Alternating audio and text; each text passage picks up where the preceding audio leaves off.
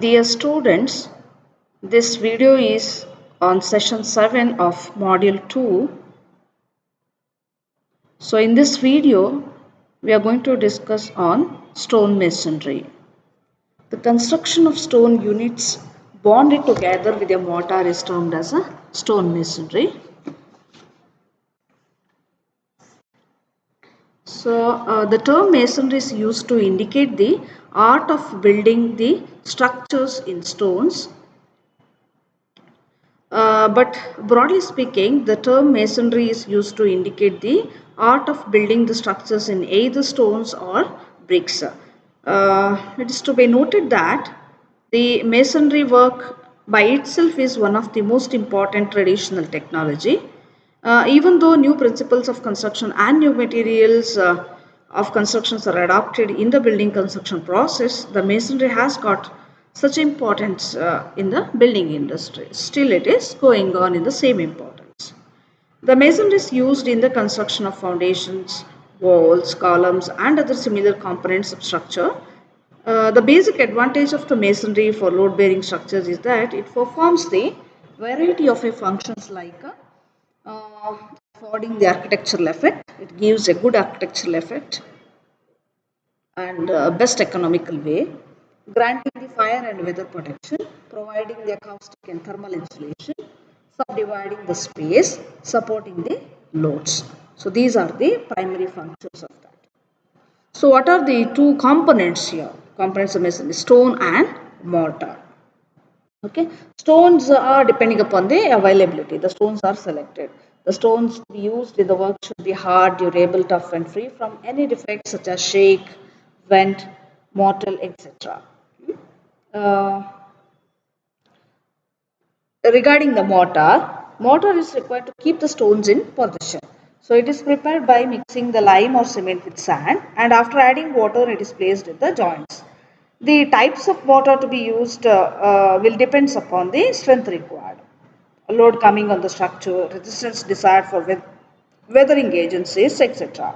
The usual varieties are lime mortar, cement lime mortar, and lime cement mortar. Four types. So in cement mortar, the portion of the cement is placed by a hydrated lime. It spreads more easily under the trowel and produces a more plastic material. So in a cement lime mortar, a portion of the lime is replaced by a cement. It makes the mortar stronger, more plastic and workable. Also the mortar sets earlier. The choice of the mortar and its composition will be governed by several factors like type of masonry, situation of structure, intensity of load, degree of exposure uh, to weather, type of bond, durability desired, and some other special requirements like fire resistance, insulation, and rate of hardening. So these are the requirement of the mortars. We'll choose the particular type of mortar for the specified work. Okay. So what are the general principles in the stone masonry we need to take care? The stone to be used for stone masonry should be hard, tough and durable. The load acting on the stone should be vertical. The stone should be perfectly dressed as per the requirements. The heads and bond stone should not be of dumbbell shape. Next, the mortar to be used should be good quality and in the specified phase. The construction work of the stonemason should be raised uniformly in all directions. Like you cannot increase more height in one direction and you may continue two more. It's not like that. You should raise the structure uniformly. The plumb bob should be used to check the verticality of the erected wall. The stone masonry section should always be designed to take compression and not the tensile stress because they are good in taking compression load, not tensile. The masonry work should be preferably cured or should be properly cured after the completion of the work for a period of 3 weeks. As per as possible, broken stones or small stone chips should not be used for the construction of masonry. Double scaffolding should be used for working at a higher levels. So next we'll move on to the classification of the stone masonry. So depending upon the arrangement of the stones in the construction, degree of refinement used in a shaping and stone shaping of the stone and finishing adopted, the stone masonry can be classified into two major categories, that is rubble masonry and ashlar masonry. Rubble masonry, there are six types: coarse rubble, uncoarsed rubble, random rubble, dry rubble, polygon rubble and flint rubble. In ashlar masonry, there are total six types: ashlar fine, ashlar rough tooled, ashlar rock or quarry faced, ashlar chamfered, ashlar block and coarse and ashlar facing.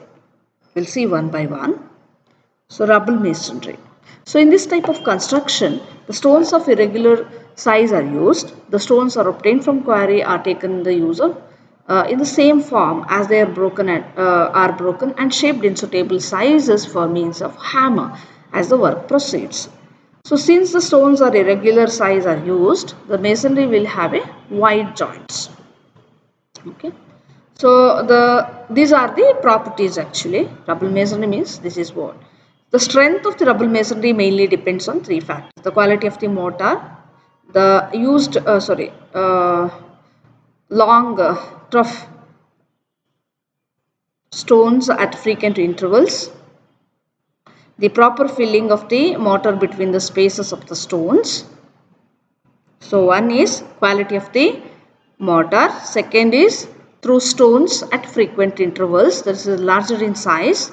So in local they say it's a size skull, they'll say like that. It's the length is more here, and the proper filling of the mortar between the spaces of the stones. That first one is a coarse rubble masonry. So in this type of masonry, heights of the stones are vary from 50 to 200 mm. The masonry work is carried out in courses such that the stone in a particular course are of equal heights. So remember, course means here stones are in equal height. The course are of equal height. Stones in a particular course are of equal heights. So this type of masonry is used to construct the public buildings, residential building, etc. The coarse rubble masonry is further divided into three categories. That is coarse rubble masonry first sort. In this type, the stones of the same height are used and the courses are also of same height. The faces of stones are dressed by means of hammer. The thickness of the joint should not be exceed 10 mm. So it looks like this. So same height. Next is coarse rubble masonry, second sort. The stones to be used are different heights. The courses need not be of equal heights. Only two stones are used to make height of one course. Okay, only two stones. The thickness of the joint should not exceed 12 mm. So something like that. The height of the stone also not same. Height of the each course also not same. And to make a single course height, you can use only two stones here, 1 and 2. Okay, this is second sort. So coarse rubble masonry, third sort. Here the stones are of different heights. The courses need to be of equal heights. Courses are equal heights. Stones are at different heights. So only three stones are to be used to make the height of the one course. The thickness of the joint should not exceed 16 mm. So here you can see. Different. Three stones are used to make one single height. Here also you can see. This is called rubble masonry, coarse rubble masonry, third sort. Next we move on to the uncoursed rubble masonry.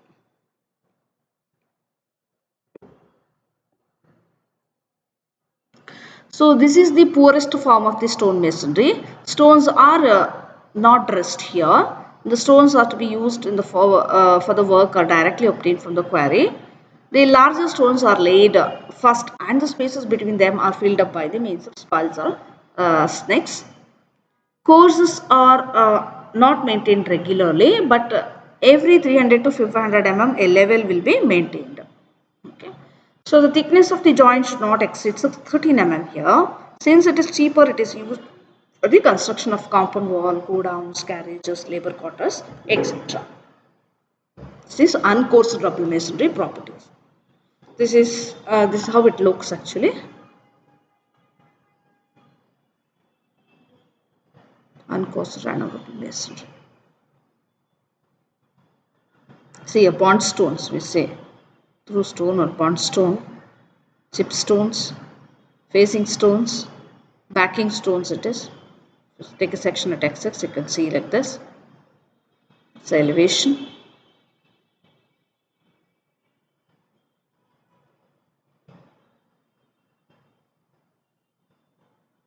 Random rubble masonry. It is. This form is slightly superior to uncoarse rubble masonry. In this type of masonry, the stones of irregular sizes and shapes are used.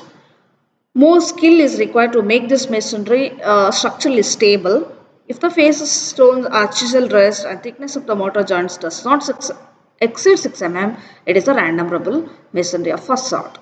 So in the face stones are hammer dressed and thickness of the mortar joints are hammer dresses and thickness of mortar joints does not exceed 12 mm. It is a random rubble masonry of second sort. This type of masonry used in the construction of residential building, compound walls and godowns.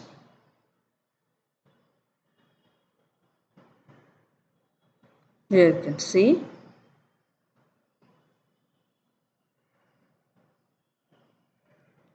Next is dry rubble masonry, similar to that of the cursed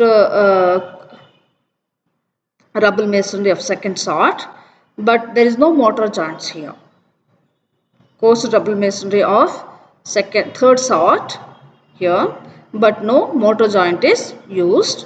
It is cheap in construction. The cost is also less. Adapted for compound walls, pitching of bridge approachment. Dry it is, as the name says, dry rubble masonry. There is no mortar joint. Next is the polygonal rubble masonry. It's a polygon shape. Here you can see.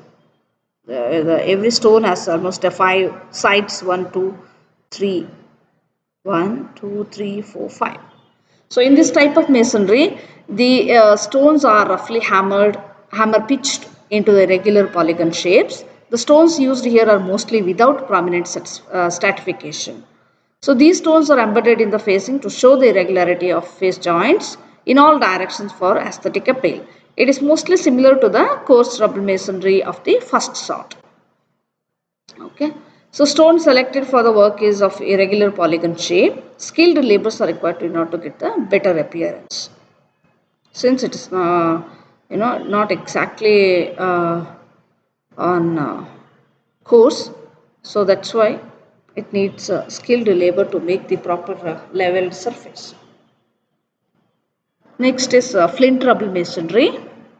So in this type of rubble masonry, the stones used are the flints, which are irregularly shaped nodules of silica. The width and thickness varies from 80 mm to 150 mm and the length varies from 150 mm to 300 mm. The stones are extremely hard, but they are brittle and therefore they break easily. The face arrangements may be either coursed or uncoursed. The strength of a flint wall is increased by introduced lacing course of either thin long stones or bricks or tiles at a vertical distance of 1 to 2 meters. You can see here flint rubble masonry. So this height is saying 1 to 2 meters. It's called. Okay. So the face arrangement may be either coursed or uncoursed. The strength of flint wall is increased by introducing a lacing course of either thin long stones or bricks or tiles at vertical distances of 1 or 2 meters. This type of masonry used at places where the flints are available readily and economically. This is how it looks actually. This is the elevation and this is the section. So this shape related to this one, this shape also. So this distance is called 2 meters, called flint rubble masonry.